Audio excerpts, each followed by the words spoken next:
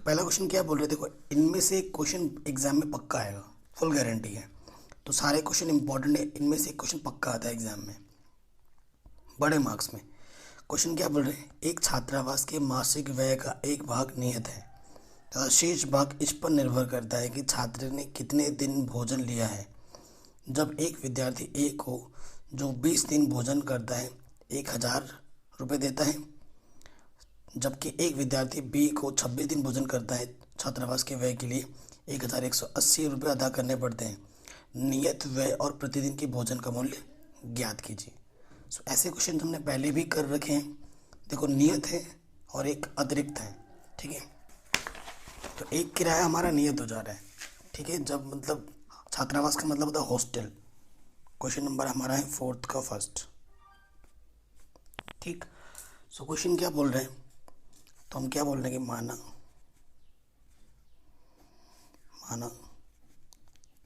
छात्रावास का नियत किराया, मतलब जो फिक्स है, नियत किराया क्या मान लेंगे x रुपये, तथा प्रतिदिन का अतिरिक्त किराया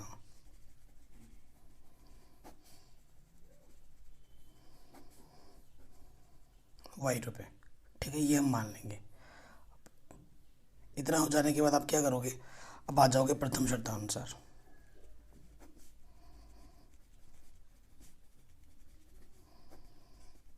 ठीक, प्रथम शर्तानुसार में क्या है, देखो वो कितना दिन खाना खाता है, 20 दिन के लिए।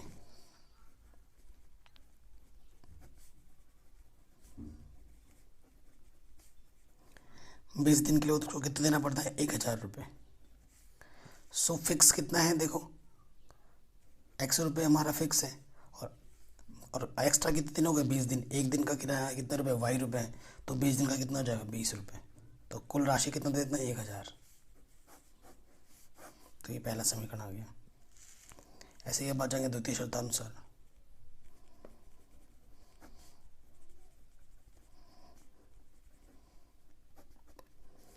द्वितीय शर्त में कितने दिन के लिए वो है, 26 दिन के लिए।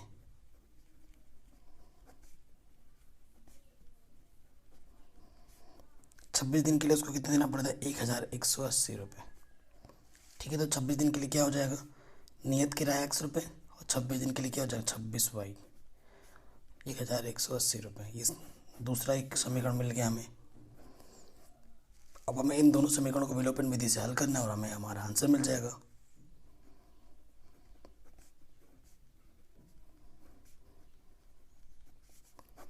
ठीक, समीकरण 1 व 2 लिख दो यहाँ पर।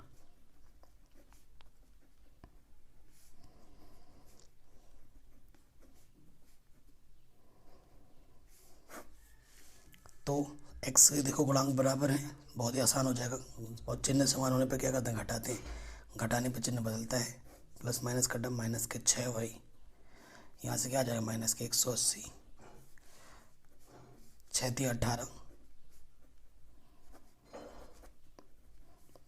तो y का मान क्या आ गया, 30। तो एक दिन का खाने का खर्च अतिरिक्त कितना देना है, 30 रुपये। और नियत किराया निकालने के लिए क्या करेंगे, y का मान किसी भी एक समीकरण में रख दो, चूँकि x प्लस 20y बराबर 1000, ठीक है।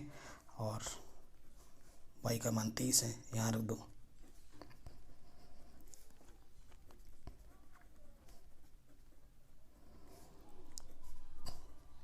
ये प्लस की तरह के माइनस का हो जाएगा, तो यहाँ से कितना बचेगा, 400।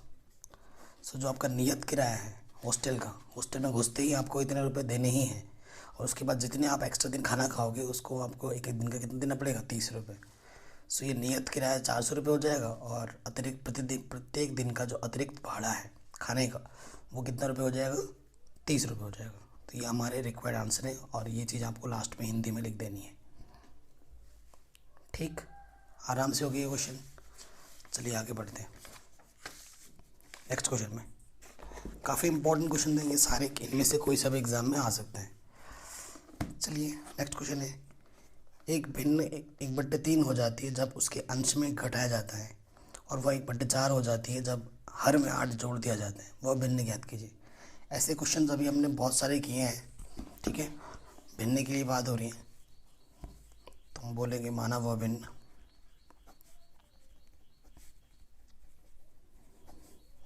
एक्स बट्टे वाई है ना, वो भिन्न को हमने क्या मान लिया, एक्स बट्टे वाई। आपको पता है ऊपर वाले को अंश बोलते हैं और नीचे वाले को क्या बोलते हैं, हर। ठीक, अब यहाँ पर लिख देंगे प्रथम शर्तानुसार। अगर हमें एक्स और वाई मिल जाएगा, हम यहाँ रख देंगे तो हमारा भिन्न मिल जाएगा। प्रथम शर्त में क्या है कि जो भी हमारे पास भिन्न है, ठीक है, जब उसके अंश में एक घटाया जाता है तब वो कितनी हो जाती है, 1/3 हो जाती है। अंश ऊपर होता है, एक घटाया जाता है, सो कितना हो जाता है, 1/3 हो जाता है। अब क्या करोगे, तिरछे गुणा, 3 से गुणा कर दोगे तो कितना आ जाएगा, 3x - 3 और y एक कम y। आगे लिख दो, ये प्लस का y इधर आके क्या हो जाएगा, माइनस के y, और ये माइनस का 3 इधर आके क्या हो जाएगा, प्लस के 3। पहला समीकरण आ गया, ठीक है। अब आ जाओ द्वितीय शर्तानुसार।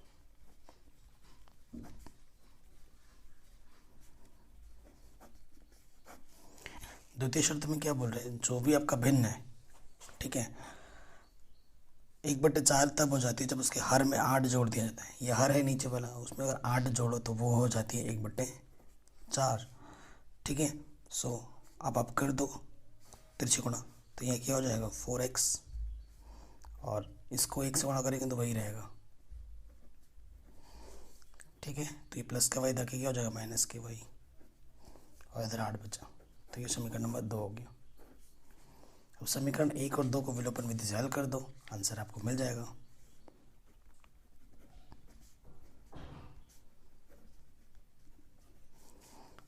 पहला समीकरण क्या है, 3x - y = 3, और दूसरा है 4x - y = 8।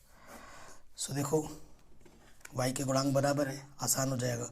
सो देखो जब भी समान चिन्ह होता है तो घटाते हैं, और घटाने पे चिन्ह बदलता है, प्लस का माइनस, माइनस का प्लस, प्लस का माइनस।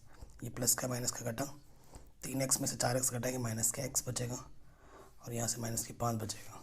माइनस से माइनस कैंसिल, x की वैल्यू कितनी आ जाएगी, 5, ठीक है। x का मान किसी भी एक समीकरण में रख दो, यहाँ रखो, वहाँ रखो, यहाँ रख देते हैं, तो 4x का मान 5, y = 8, 4 × 5 = 20, ये प्लस का 8 इधर आ जाएगा माइनस के, और ये उधर जाके प्लस का हो जाएगा।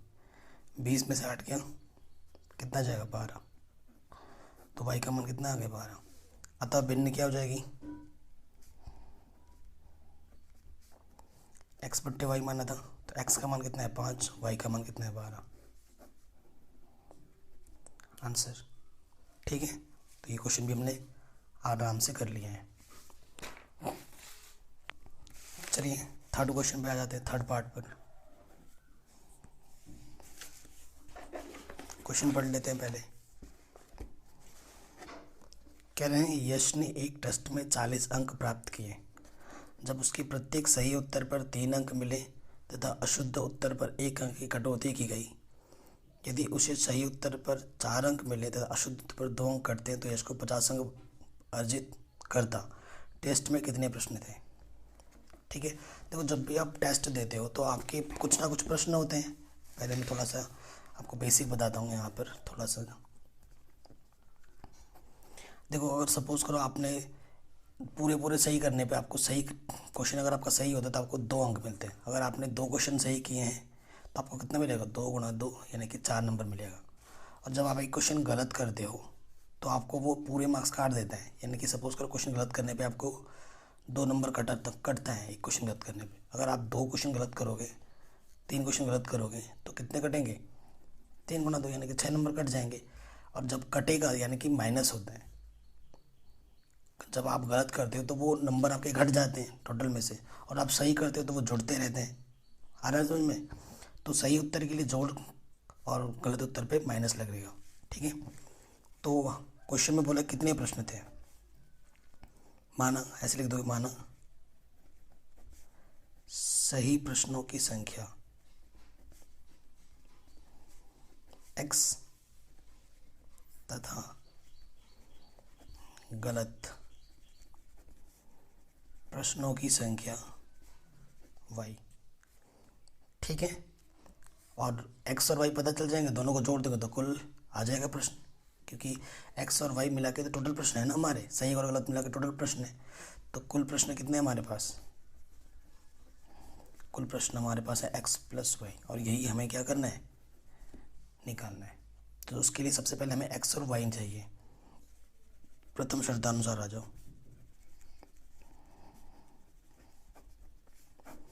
प्रथम शर्त में क्या बोल रहा है कि 40 अंक प्राप्त करता है जब उसके प्रत्येक सही उत्तर पर 3 अंक मिलता है। सही उत्तर पर कितना मिलता है, 3 अंक, यानी कि एक अंक पे 3 है। हमारे प्रश्न कितने सही, एक्स, तो 3x मिलता है। और गलत उत्तर पे कितना मिलता है उसको, 1 अंक की कटौती होती है। गलत कितना है हमारे पास, वाई प्रश्न है, तो कटौती होती है एक, एक गलत करते तो 1 नंबर कटता है, तो 1 गुणा वाई, वाई हो जाएगा। तो उसको कितने नंबर मिलते हैं, 40। समीकरण नंबर 1। ठीक है, ये पहला समीकरण आ गया। द्वितीय शर्तानुसार,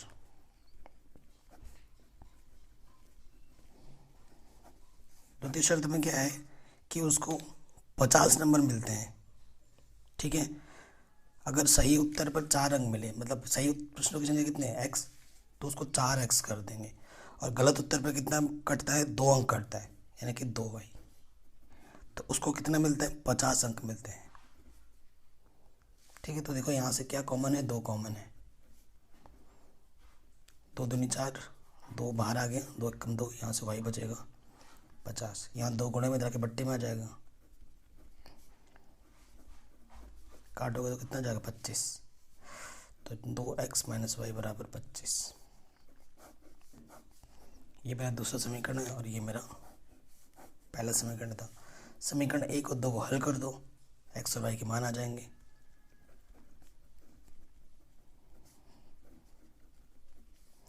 तो समीकरण 1 क्या है हमारे पास, 3x माइनस की वाई बराबर 40, और दूसरा क्या है हमारे पास, 2x माइनस वाई बराबर 25।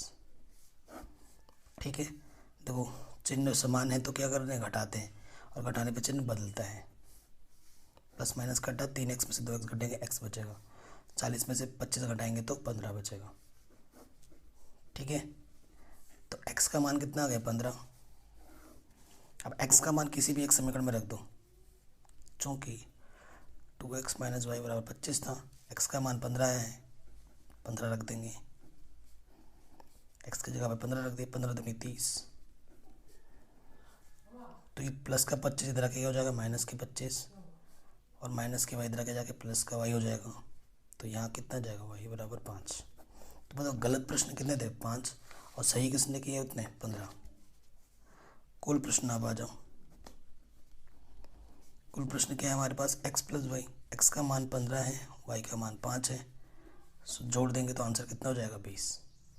यही आपको एक प्रश्न में पूछा था आपसे, सो हमने आराम से निकाल दिया। ठीक, तो ये क्वेश्चन भी हमारा आराम से बन गया। चलिए नेक्स्ट क्वेश्चन पे आते हैं।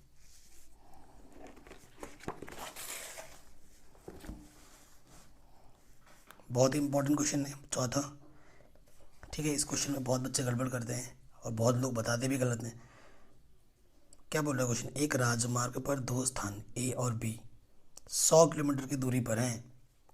एक कार ए से तथा दूसरी कार बी से एक ही समय चलना प्रारंभ करती है। यदि ये कारें भिन्न भिन्न चालों से एक ही दिशा में चलती हैं तो वे 5 घंटे पश्चात मिलती हैं। यदि वे विपरीत दिशा में चलती हैं तो 1 घंटे पश्चात मिलती हैं। दोनों कारों की चाल की ज्ञात कीजिए। ओके, बहुत ही सिंपल सा क्वेश्चन है। अगर क्वेश्चन को आपने समझा ढंग से पढ़ा है तो। फोर्थ पार्ट देखो, ये आपके पास एक सड़क है, ठीक है, ये आपका, यहाँ पर आपका कार ए है और यहाँ पर आपका कार बी है। ठीक है, माना ए की जो कार की स्पीड है मान लेते हैं x किलोमीटर प्रति घंटा है, और बी कार की स्पीड हम क्या मान लेते हैं, y किलोमीटर प्रति घंटा। इस कार की स्पीड को हमने ये माना है और इसकी स्पीड को हमने ये माना है। 2 अलग अलग कारें अलग अलग स्पीड से चल रही हैं। ठीक है, और इनके बीच की दूरी कितनी है, 100 है। इनकी बीच की दूरी कितनी है, 100 है। अब देखो क्वेश्चन में क्या बोल रहे हैं, जब ये कार दोनों एक दूसरे के विपरीत चलती हैं, एक दूसरे के विपरीत चलती हैं, तो वो 5 घंटे पश्चात मिल जाती हैं। ठीक है, ये बोला है। और दूसरा केस ये बोला है कि जब कार एक और कार बी, देखो ये फर्स्ट कंडीशन में ये फिगर बना, दूसरे कंडीशन में देखो ये मैं बनाता हूँ, फिगर बनाने के समझा रहा हूँ मैं आपको। ये कार है, ये कार बी है, ये दोनों एक ही दिशा में चल रहा है। अब ये कार यहाँ से चलना प्रारंभ किया, ये कार यहाँ से इधर चलना प्रारंभ करेगा, तो इनके बीच की जो इनिशियल डिस्टेंस होगी, इनिशियल जो डिफरेंस होगा दूरी का, वो कितना होगा? 100 होगा, क्योंकि इनकी यहाँ से यहाँ तक की दूरी कितनी है? 100 है। अब ये इससे यहाँ से, और इसने एक ही समय चलना प्रारंभ किया, ठीक है, ये इधर जा रहा है और ये इधर जा रहा है, तो बीच की जो डिफरेंस होगी वो कितनी होगी? 100 होगी। ठीक है, अब देखो प्रथम शर्तानुसार कार ए की दूरी 5 घंटे में। ठीक है, 5 एक दूरी बराबर क्या होता है आपको पता है? दूरी बराबर क्या होता है? समय गुणा चाल।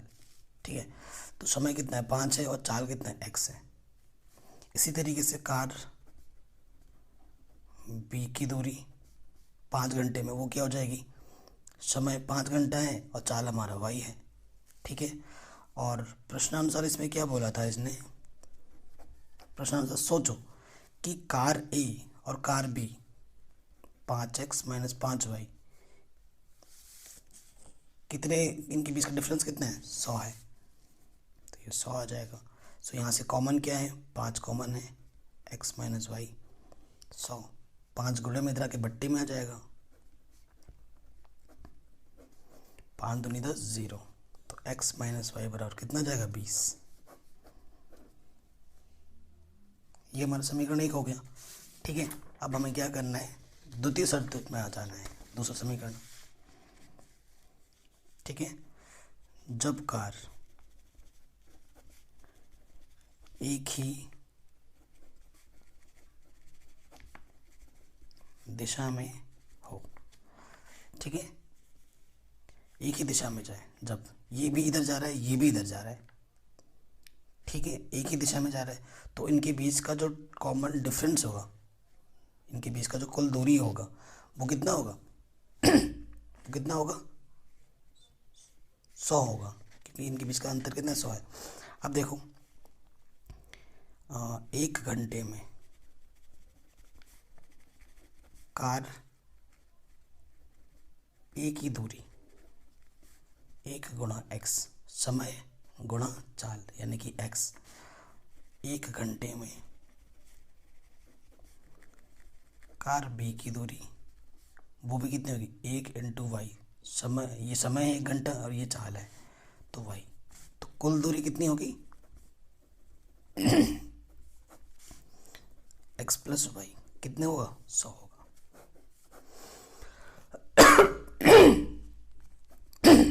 सॉरी,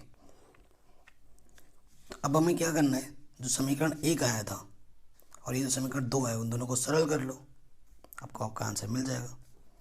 समीकरण 1 व 2 से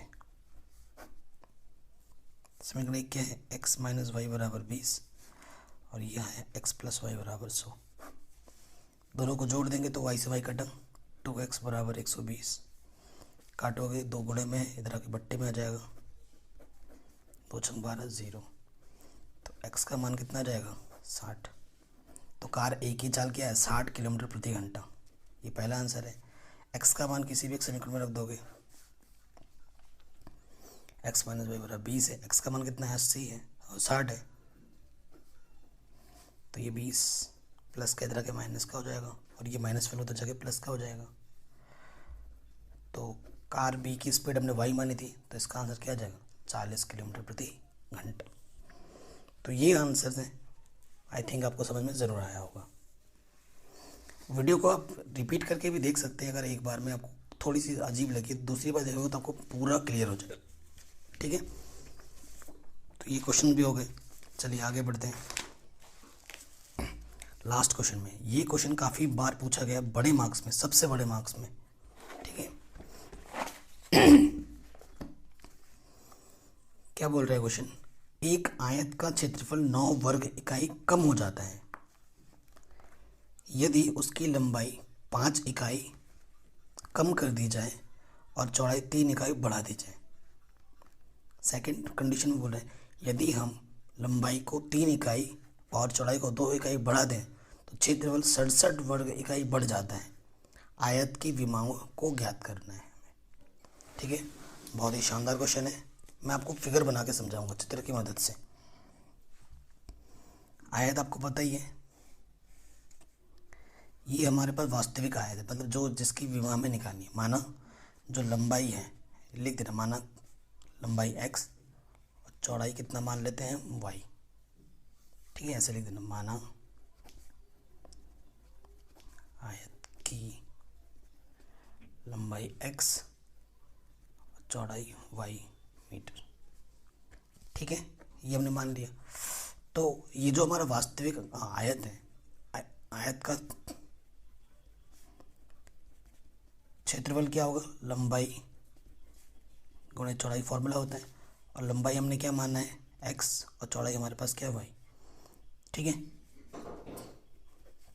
ये क्षेत्रफल को हम इसे दर्शाते हैं, तो ये हमारे पास वास्तविक क्षेत्रफल है, ठीक। प्रथम शर्तानुसार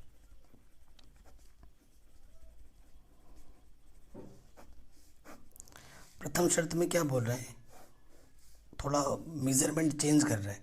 मेजरमेंट चेंज इसने क्या किया है कि जो हमारे पास आयत है वो तो है ही है, अब क्या कर रहा है, यदि अगर आप उसकी लंबाई 5 इकाई बढ़ा दो, अच्छा कम कर दो, लंबाई पहले x थी, अब कितनी कर दो, x - 5 कर दो, और चौड़ाई 3 इकाई बढ़ा दो, पहले y थी अब इस 3 बढ़ा दो, तो इसका नया क्षेत्रफल क्या होगा,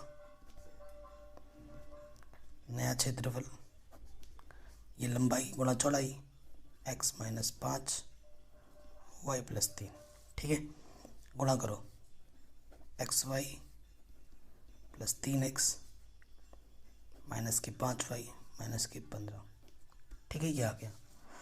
अब प्रश्नानुसार क्या बोल रहे हैं कि जब हम ऐसा करते हैं तो 9 वर्ग इकाई क्षेत्रफल कम हो जाता है, मतलब पहले जितना था अब नए मेजरमेंट में करोगे तो इसका क्षेत्रफल 9 कम हो जाएगा पहले वाले की तुलना में, मतलब ये बड़ा है और ये छोटा है, यानी कि बड़े वाले क्षेत्रफल में से अगर आप छोटा वाला क्षेत्रफल घटाते हो तो कितना आएगा, 9 आएगा। तो वही यहाँ लिख देना है, ये बड़ा वाला क्षेत्रफल है और ये छोटा वाला क्षेत्रफल है, अंदर ऐसे लिखो, तो ये कितना आएगा, 9 आएगा, ठीक। अब देखो माइनस अंदर गुणा करेंगे तो देखो ये चिन्ह बदल जाएगा, ठीक, इससे ये कटा, और यहाँ से देखो -3x + 5y, ठीक, 9 से 15 गया -6, तो इसे हम यही रहने देते हैं, ये हमारा पहला समीकरण आ गया। कोई दिक्कत है, हमने चीज़ों को फॉलो किया जो हमें क्वेश्चन बोल रहे हैं, ठीक, ओके। द्वितीय शर्त में आ जाओ।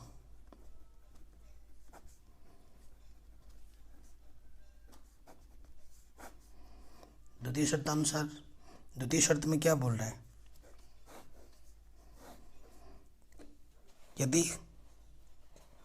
हम लंबाई को 3 इकाई बढ़ाएं, लंबाई पहले x थी अब इसको 3 इकाई बढ़ा दो, और चौड़ाई को 2 इकाई और बढ़ा दें, चौड़ाई को भी 2 इकाई बढ़ाओ, तो क्षेत्रफल में जो वृद्धि होती है वो 67 होती है।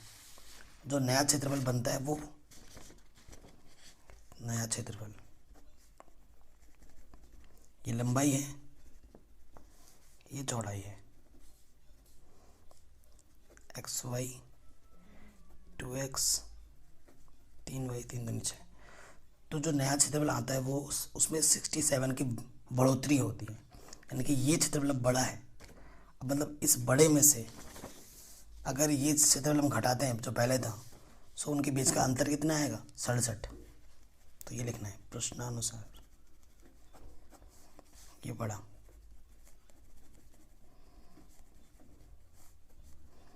जो पहले का क्षेत्रफल अगर घटाते हो तो वो कितना आएगा 67। एक्स वाई से एक्स वाई कटा तो यहाँ से आएगा 2x प्लस 3y प्लस के 6 उधर जाके क्या हो जाएगा माइनस का 6, तो 61 आ गया दूसरा समीकरण। ठीक है, सो अब इन दोनों समीकरणों को क्या करना है, विलोपन विधि से हल कर लेना है, हमें हमारा आंसर मिल जाएगा समीकरण 1 व 2 से। तो पहला समीकरण क्या है, माइनस का 3x प्लस 5y बराबर माइनस के 6 और यह 2x प्लस 3y बराबर 61। ठीक है, सो देखो अगर x को हटाना है तो इसमें 2 से गुणा करना पड़ेगा और इसमें 3 से गुणा करना पड़ेगा। ठीक है, ये लिख देना, समीकरण 1 में 2 से गुणा करने पर तथा समीकरण 2 में 3 से गुणा करके हल करने पर, ये लिख देना। तो 2 3 6x, 2 5 10y, 2 6 12, 6x, 3 3 9y, 3 1 कम 3 3 6 18। विपरीत चिन्ह है, जोड़ना पड़ेगा, जोड़ देंगे तो 10 और 9 19y और घटाएंगे तो 1। ठीक है, 171 आ जाएगा, 19 9 171, तो y का मान कितना आ जाएगा 9। यानी कि जो हमारी चौड़ाई होगी वो कितनी होगी 9 मीटर होगी। अब y का मान किसी भी एक समीकरण में रख दो, 1 में या 2 में। देखो 2x प्लस 3y हमारे पास कितना था 61 था, तो यहाँ पर हम 9 रख देंगे y की जगह पर। 9 3 27 हो जाएगा।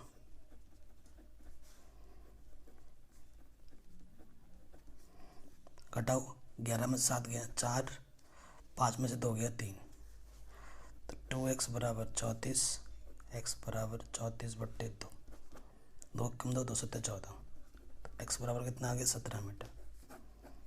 ये हमारा आंसर आ जाएगा। आई होप आपको ये समझ में ज़रूर आया होगा। Thank you. और डिस्क्रिप्शन में लिंक दिया है, उसको ज़रूर चेक करना।